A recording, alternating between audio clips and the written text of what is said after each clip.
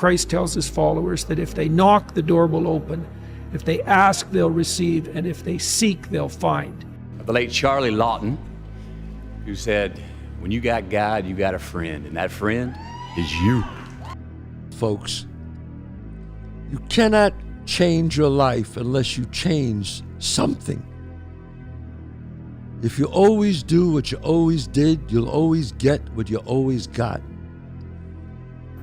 Every single set that I do, every repetition, every weight that I lift will get me a step closer to turn this goal into reality. So I couldn't wait to do another 500-pound squat. I couldn't wait to do another 500-pound bench press. I couldn't wait to do another 2,000 reps of sit-ups. I couldn't wait for the next exercise. A queen said this. It came off the cuff. I didn't even think about it. She was like, somebody, Matthew, you're so full of yourself. And I, without thinking, I was like, well, who else am I supposed to be full of? That's a good line. And I stopped after. I was like, that's exactly what I meant. And I went and wrote that down. I wish more people were more full of themselves. Not in the arrogant way. Some time to be able to look in the mirror and own that thing that we pulled off and go, good job. That's what you wanted. It's what you got. The time is now. The time is now to express and for people to believe in themselves. The time is now for it to be okay to be great. People in this world shun people for being great, for being a bright color, for standing out. But the time is now to be okay to be the greatest you. Is that it includes the forebrain. So you can tell yourself the effort part is the good part. I know it's painful. I know this doesn't feel good, but I'm focused on this. I'm going to start to access the reward. When we focus only on the trophy, only on the grade, only on the win, you undermine that entire process. Is without question the most powerful aspect of dopamine and our biology of dopamine.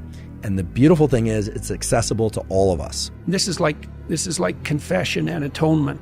It's the proper way to think about it, is you can think about what it is that you did wrong or insufficiently that led to the collapse of your plan. Right, so that's the first investigation, right? And I'm not trying to be flippant about this, because sometimes people's dreams are quite realistic and they still fail catastrophically. You know, it can be brutal. You know, maybe you did make a lot of good decisions and you suddenly got ill, or someone in your family did, and everything went to hell on you. It doesn't have to be because you've done something cardinally foolish that you fail. You know, it's built into the structure of the world. But it doesn't matter. You can also retreat into yourself and you can say something like, all right, I need to retool my conception of strategy, but also potentially my conception of goal. You know, maybe I'm looking in the wrong place. Maybe I have to look somewhere else. What did I do that wasn't as good as it could have been? And where did I fail to look so that the probability of my failure was higher? Now, to ask that question, you have to want the answer. That's what it means to knock or to ask or to seek. This is no joke. It's like you have to want to know. And it's a very painful thing to do, because especially if you had given it your all to the degree you were able, and you have reason to be bitter, you're going to be searching for the errors that you still made. And discovering your own errors is always extremely painful. And so you have to be willing to strip yourself down. That's what humility means fundamentally. And then, but the advantage is, this is why it's so useful to listen to people. You might find out where you're stupid, and then you can stop being stupid. And so one of the reasons you confess your sins, let's say, is because you want to discover where you're insufficient. Now, it's painful. You know, it's painful to encounter an impediment in the form of someone else's opinion that might show you where you're blind and ignorant, or willfully blind even. But the advantage to that is you can rectify the error, and then as you move forward, you're stronger. So there's a gospel statement that's very relevant to this. So Christ tells his followers that if they knock, the door will open. If they ask, they'll receive. And if they seek, they'll find. Person and work and get to the top of whatever it is that you want to get to the top of. You know, and stand up for yourself. Be a bit of a light on the world instead of a blight. You know, and you can tell young people that, and they haven't been told that by anyone now. And yeah, it might. So why don't you go do it? That's what the damn universities were supposed to be teaching people, and they've forgotten that. If you don't fail, you're not even trying. My wife told me this great expression. To get something you never had, you have to do something you never did. Is that hard times create hard men. Hard men create soft times. Soft times create soft men. Soft men create hard times. Les Brown's a motivational speaker. He made an analogy about this.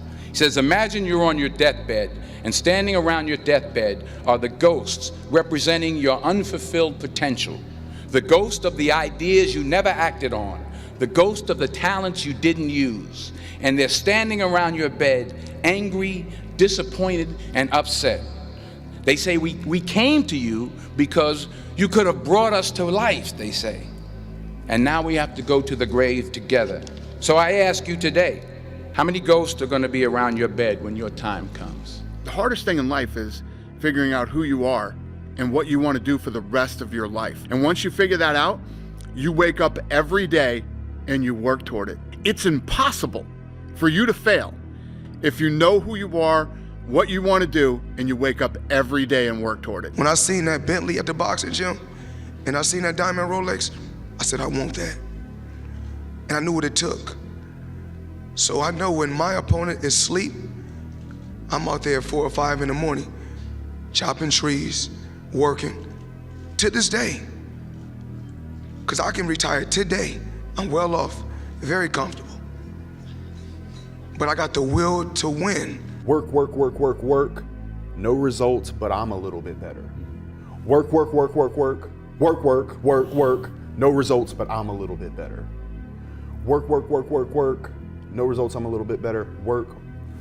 Boom, just got paid. I just got paid. And it looks like overnight success. Yeah. It's like, oh shit, it happened in a year. No, bro. Sacrifice temporary fun for permanent dreams, or sacrifice your permanent dreams for temporary fun. Those times when you get up early and you work hard, those times when you stay up late and you work hard, those times when you don't feel like working, you're too tired, you don't want to push yourself, but you do it anyway. That is actually the dream.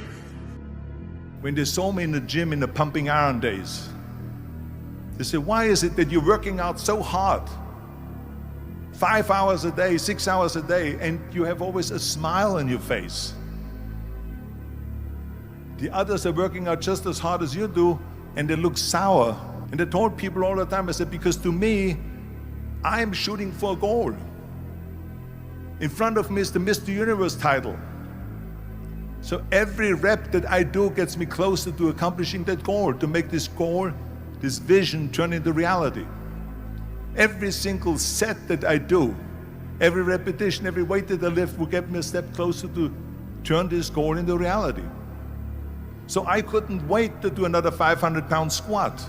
I couldn't wait to do another 500-pound bench press. I couldn't wait to do another 2,000 reps of sit-ups. I couldn't wait for the next exercise. We got to face adversity. Adversity breeds character. We have to be willing to go through hardship, through suffering, through pain, through crying periods. All of that stuff, don't shy away from any of that, because it just makes you stronger. And I think today, a lot of times, our youth is so into kind of, oh, let's make him feel good. Oh, no, let's be more sensitive. In life, folks, you cannot change your life unless you change something. If you always do what you always did, you'll always get what you always got. Happiness, you can't guarantee it, but there is a science to satisfaction. There, you can look at habits that engineered less pain in your life, maybe more pleasure, but at least less pain. I want to thank God, because that's who I look up to. He's graced my life with opportunities that I know are not of my hand or any other human hand. The late Charlie Lawton, who said, when you got God, you got a friend, and that friend is you. See, every day, every week, every month, and every year of my life, my hero's always 10 years away. I'm never gonna be my hero. I'm not gonna attain that. I know I'm not, and that's just fine with me, because that keeps me with somebody to keep on chasing. What one great thing would you dare to dream if you knew you could not fail? If you knew beyond a shadow of a doubt that you could not fail, what one thing would you set as a goal for yourself? What if you only had 6 months to live? What would you stop doing? What would you do more of? Who would you spend time with? Is what you really value. What is really important to you? Interesting about being alive is that you're all in. No matter what you do, you're all in. This is going to kill you. So I think you might as well play the most magnificent game you can while you're waiting. Because do you have anything better to do? Really? Why not pick the best thing possible that you could do? Why not do that? Maybe you could justify your wretched existence to yourself that way. I think you could, because you're more powerful than you think. Way more powerful than you think. I mean, God only knows what you are in the final analysis. You're blind to your own weaknesses, but you're also blind to your own strengths. And then it would be better for the community. It's like, how far could you take that? If you stopped wasting time, and if you stopped lying, and if you oriented yourself to the highest possible good that you could conceive of, and you committed to that, how much good could you do? Well, I would say money. Well, you should be afraid of taking risks and pursuing something meaningful. But you should be more afraid of staying where you are if it's making you miserable. It's like the first thing you want to do is dispense with the idea that you get to have any permanent security outside of your ability to contend and adapt. It's the same issue with children. It's like you're paying a price by sitting there being miserable. And you might say, well, the devil I know is better than the one I don't. It's like, don't be so sure of that. The clock is ticking.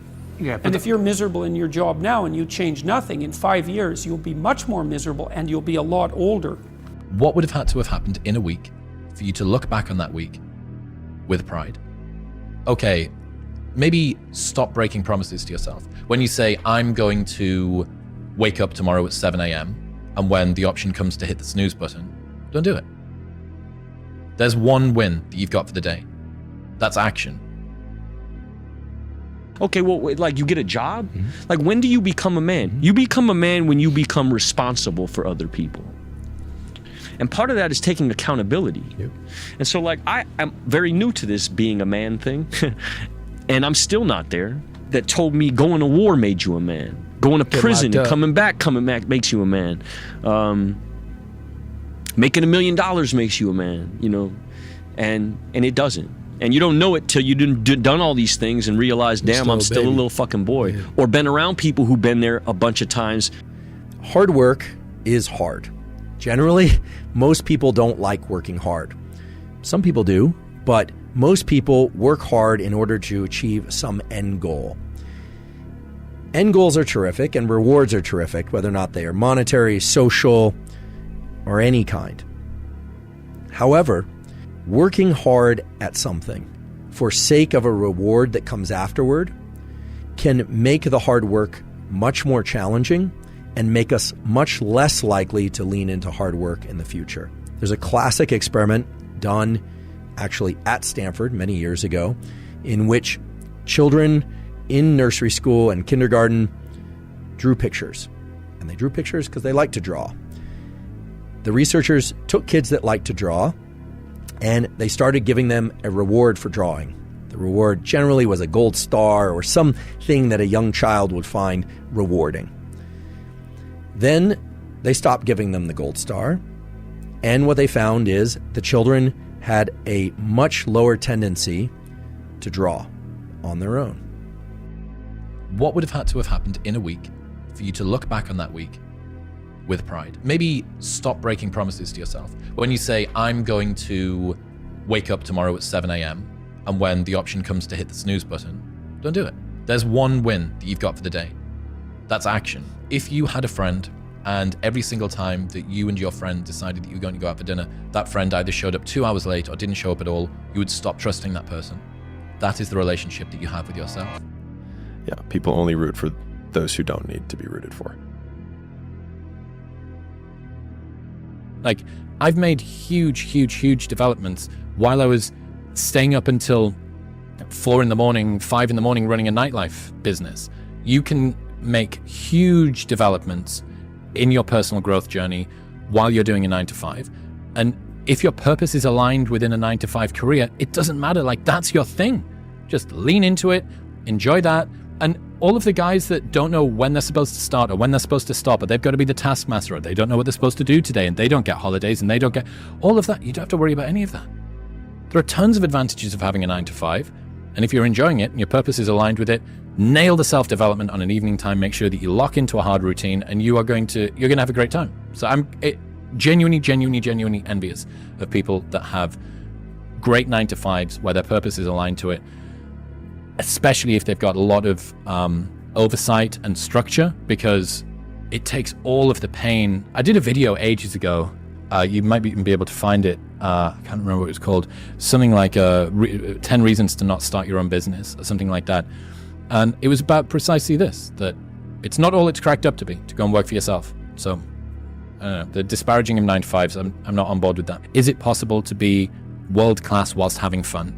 That's the question for me this year. It may be that in order to be world-class, fun has to go out the window. I grew up only knowing sort of the courage of the persistence. Be resilient, endure, get up, dust yourself off, go. The problem with that, the Achilles heel with that, is if you get up and you have the courage to keep on going every time and get up and dust yourself off, you make the same mistakes each time around because you never backed up. To have what I've now learned and still learning is the courage to go, no, I'm gonna let some people pass me in the race right now because I'm gonna look at why I keep stepping in that damn same pothole and twisting my ankle, the same spot. If you're gonna do it, do it. Say what you can do what you say. If you can't do it, don't say you can do it. Don't over-leverage yourself. Don't over-leverage a decision and then jump in and kind of dip a toe. I think I'll try it out. No, think if you're going to try it out beforehand, but when it's time to go, dive. Finish it. Find out. Come out the other side.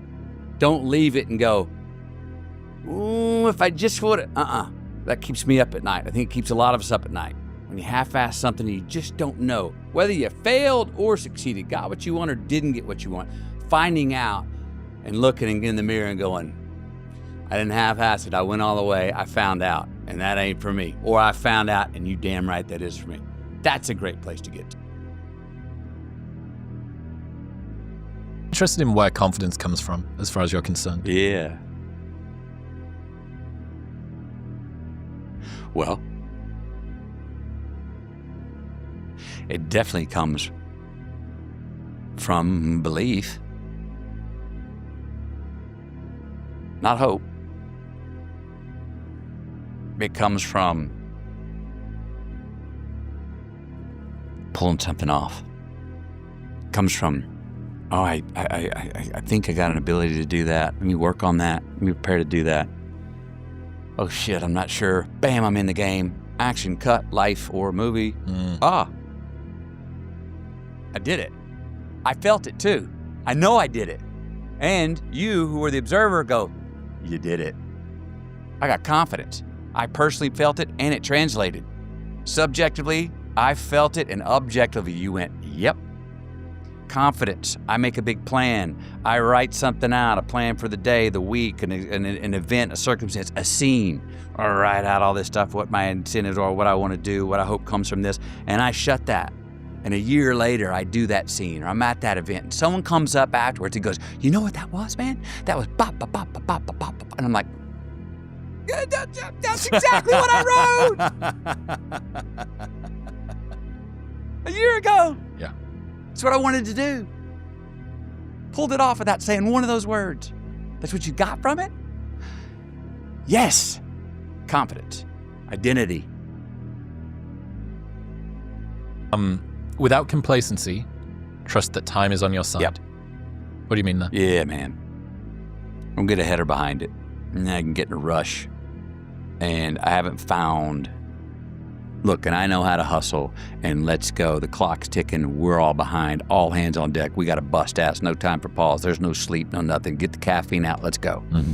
Sometimes we got to do that. But that is usually because an unforeseen circumstance has happened, that there's a crisis we got to deal with, or we've procrastinated and I put myself in that position where we got to cram. Mm-hmm. But it's not those two circumstances. We got to watch ourselves getting ahead of time. And it's on your side. It's a little what I mean about the living longer and living more quality. Time's on our side. And we're forced to think and feel, especially today, with how fast things move, that more productivity, faster pace, more information, faster pace. It's better. We're ahead of time a lot, but time's still moving at the same speed, and they're not given more than 24 hours a day. Even though me, like a lot of people, are looking for more. There's not any more unless you just want to change your workday. And some people do. Me, I need my 9.5 hours sleep. If I want to say I'm getting 4 hours sleep and get 5.5 hours more of a workday to be more productive, I would, but I'm not making that trade-off. It's on our side. And when we're feeling like we're dancing with time, I know I'm usually getting as much, or I'm getting more done at the same pace than if it's the John Wooden, a great basketball coach for UCLA. Be quick, but don't be in a hurry.